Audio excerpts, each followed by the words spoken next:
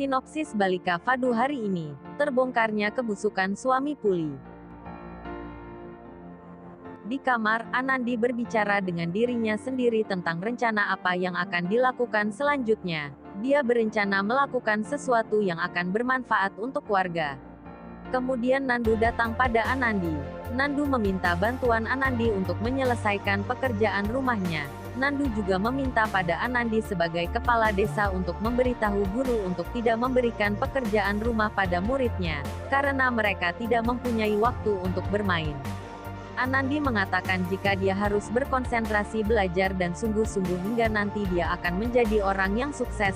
Nandu bertanya apakah dia bisa sukses seperti saudaranya.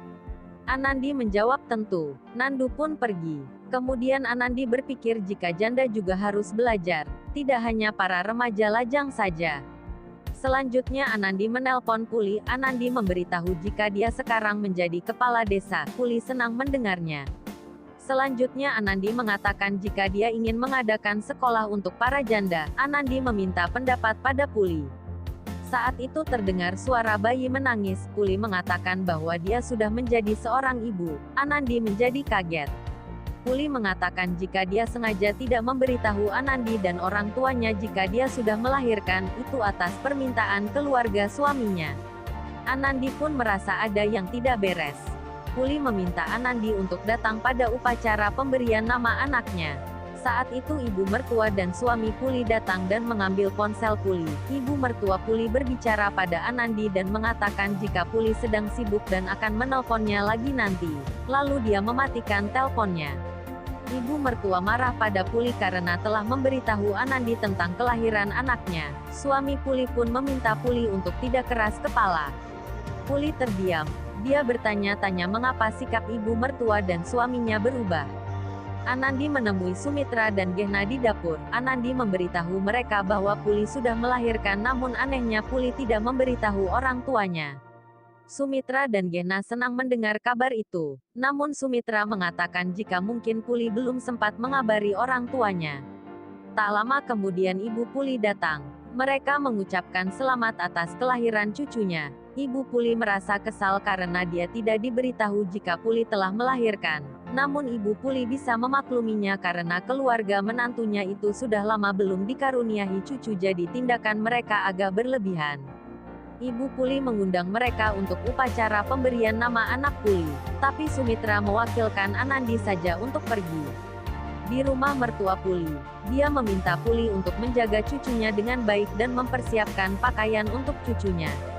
Puli menyiapkan sari untuk mertuanya yang akan dikenakan saat acara nanti. Puli juga menyarankan nama yang diberikan Anandi yaitu Yusro. Suami mengatakan jika itu adalah nama yang bagus, tapi untuk itu harus memutuskan nama baik dari pendeta. Kemudian mertua Puli pergi dan menendang sari yang diberikan Puli tadi. Puli menjadi sedih melihatnya. Anandi pergi ke pasar ditemani Guli. Di sebuah toko warga memanggil Anandi dengan sebutan kepala desa. Namun Anandi mengatakan untuk tidak memanggilnya dengan panggilan tersebut. Guli memberitahu cukup memanggil Anandi dengan sebutan nak kepala desa saja. Warga setuju. Anandi sudah pulang ke rumah. Ketika dia melihat mainan yang dia beli untuk anak Puli, dia teringat dengan masa kecilnya bersama Jagdis. Anandi mengambil ponselnya lalu menelpon Jagdis. Kemudian Anandi mematikan teleponnya. Dia takut jika Jagdis tidak ingin berbicara padanya. Kemudian Jagdis menelponnya kembali. Jagdis bertanya ada apa. Anandi memberitahu jika Puli sudah melahirkan dan Anandi juga mengatakan jika sekarang dia menjadi kepala desa. Jagdis terkejut sekaligus senang mendengar kabar itu. Kemudian seorang perawat datang. Lalu mereka menutup teleponnya. Jagdis berniat memberitahu Gauri tentang berita ini. Namun dia membatalkan niatnya. Jagdis pulang ke rumah. Gauri meminta Jagdis mengantarnya ke rumah sakit, namun Jagdis beralasan dia merasa lelah karena bekerja shift malam. Gauri merasa kesal lalu dia pergi. Setelah Gauri pergi, Jagdis menelpon Anandi. Dia mengucapkan selamat karena Anandi telah menjadi kepala desa. Jagdis pun meminta Anandi untuk membelikan sesuatu untuk anak Puli atas namanya. Kemudian Jagdis berbalik, dan ternyata Gauri sudah berdiri di sana untuk mengambil dompetnya yang tertinggal. Gauri mulai marah dan bertengkar dengan Jagdish. Anandi yang mendengarnya lalu mematikan ponselnya. Dalam pertengkarannya Gauri mulai mempersalahkan masalah cicilan mobil. Keduanya marah dan Gauri pergi dengan penuh emosi. Keesokan harinya, Anandi bersama Guli datang ke rumah Puli. Anandi sangat senang bermain bersama anak Puli. Dan tak lupa Anandi juga memberikan boneka beruang atas nama Jagdish. Tak lama mertua Puli datang. Dia segera mengambil cucunya dari tangan Anandi. Dia beralasan jika cucunya harus segera datang ke acara pemujaan. Anandi merasa bingung dengan sikap mertua Puli. Upacara pemberian nama pun dimulai. Seorang wanita mengatakan jika bayi itu mirip sekali dengan Puli. Namun ibu mertua Puli menyangkalnya dan mengatakan jika cucunya mirip dengan ayahnya. Saat itu Anandi ingin sekali menggendong anak Puli. Namun mertuanya melarangnya dengan alasan kalau Anandi tidak bisa mengurusnya. Kemudian pendeta memberikan nama untuk bayi. Puli mengatakan pada Anandi jika nama yang dia sarankan sangat bagus. Suami dan mertuanya menyukainya. Di tengah upacara yang sedang berlangsung, suami Puli mendapat telepon lalu dia pergi meninggalkan tempat itu. Anandi sedikit curiga dengannya. Lalu saat Anandi ingin melihat hadiah, tanpa sengaja mendengarkan percakapan suami Puli dengan seseorang di telepon, suami Puli mengatakan bahwa semua akan berjalan sesuai keinginannya. Anandi bertanya apa yang terjadi sebenarnya. Kemudian suami Puli kembali ke acara. Suami Puli mengumumkan jika nama bayi tersebut adalah Gansam. Anandi dan Puli pun terkejut. Anandi merasa curiga dengan suami Puli. Kembali ke Mumbai. Saat itu Gauri bertemu dengan Sivani di rumah sakit, kemudian mereka melanjutkan pembicaraan mereka di kantin. Gauri memberitahu Sivani tentang status bayinya.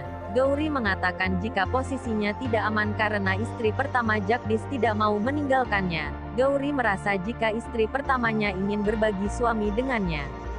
Sivani berusaha menenangkan Gauri. Dia memberi Gauri secangkir air minum. Gauri melanjutkan, jika Anandi sengaja melakukan drama penculikan untuk membawa Jagdish kembali bersamanya. Sivani menjelaskan kepada Gauri untuk selalu mempercayai Jagdish, karena Jagdish selalu ada untuknya apapun kondisinya, serta Sivani menyarankan Gauri untuk meneruskan hidupnya. Kemudian Sivani mengatakan dia ingin mengajak Gauri berkunjung ke kamp kesehatan di desa namun itu tidak bisa dilakukan mengingat kondisi Gauri yang sekarang sedang hamil. Di rumah Puli, Puli bertanya tentang masalah penculikan Anandi. Puli mengetahui tentang itu dari Guli. Anandi pun menceritakannya. Setelah selesai menceritakannya, Puli meminta maaf pada Anandi karena suaminya telah mengganti nama bayi mereka. Anandi tidak mempersalahkan itu, tapi dalam hati Anandi berpikir ada sesuatu yang sedang disembunyikan suami Puli. Kemudian Anandi meminta Puli untuk berkunjung ke Jaitsar. Tiba-tiba mertua Puli datang. Dia dengan kasar mengatakan jika Puli tidak diperbolehkan untuk pergi kemana-mana. Lalu mertua Puli mengubah lagi nada bicaranya. Dik beralasan jika bayi Puli tidak bisa dibawa pergi jauh mengingat kondisi cuaca yang tidak baik untuknya. Lagi-lagi Anandi merasa ada yang janggal dengan sikap mertua Puli ini. Di rumah Singh, Fasan sedang menelpon nenek Kalyani. Fasan mengabarkan jika semuanya dalam keadaan baik-baik saja. Byron pun meminta nenek Kalyani pulang ke rumah secepatnya karena mereka semua sangat merindukannya. Nenek Kalyani mengatakan jika keadaan Badi Jiji sekarang baik-baik saja dan secepatnya nenek akan kembali. Mereka semua merasa senang. Di rumah Puli, Puli bergegas menghampiri anaknya ketika dia mendengar anaknya menangis. Di saat itu ternyata ibu mertuanya sedang ada di sana memberikan susu formula pada bayi Puli. Puli segera mengambil bayinya. Puli mengatakan jika bayinya hanya akan diberi ASI. Mertuanya mengatakan agar bayinya terbiasa menggunakan susu formula jika ibunya nanti tidak ada.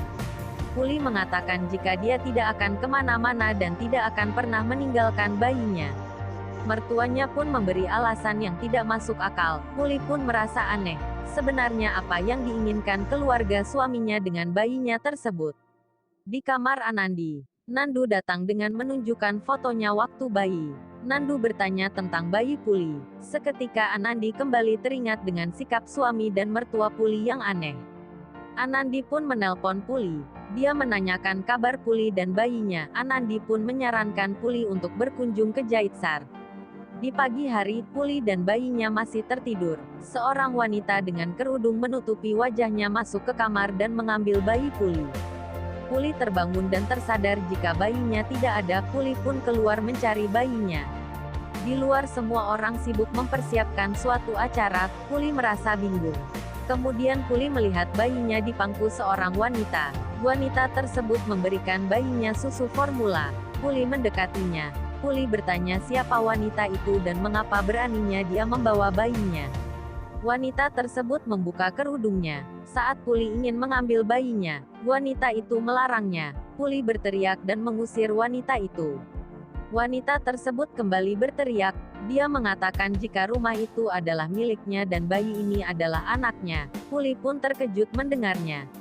Kemudian Puli memanggil suami dan mertuanya. Puli merasa bingung ketika suami dan mertuanya tidak memperdulikannya dan mengapa suaminya hanya diam saja ketika anaknya diambil orang lain. Kemudian suami Puli mengatakan jika wanita tersebut adalah istrinya dan status Puli hanyalah seorang wanita yang melahirkan anaknya dan Puli tidak memiliki hak atas anak tersebut. Puli sangat terkejut mendengar itu. Kemudian Puli teringat dengan seorang perempuan yang dulu memperingatkannya untuk pergi dari rumah mertuanya. Puli menuntut haknya atas putranya karena dia telah melahirkan anaknya. Lalu mertua Puli menjawab bahwa mereka hanya menganggap Puli hanyalah seorang pelayan yang melahirkan cucunya. Mertua Puli juga mengatakan jika Puli tidak berhak menyentuh cucunya lagi. Puli merasa hancur. Dia meminta bantuan warga desa tapi tidak ada yang mau membantunya. Kemudian suami Puli memukul dan mengusir Puli. Puli meminta bantuan seorang ibu. Namun mertua Puli pun menghina Puli dan menuduh Puli berbohong. Puli pun menangis. Suami Puli menyeretnya hingga keluar rumah dan menutup pintu rumahnya. Puli menangis, kemudian ada seorang wanita menghampirinya. Wanita mengatakan jika waktu itu Puli mengikuti kata-katanya maka semua ini tidak akan terjadi. Ternyata wanita itu memiliki nasib yang sama seperti Puli.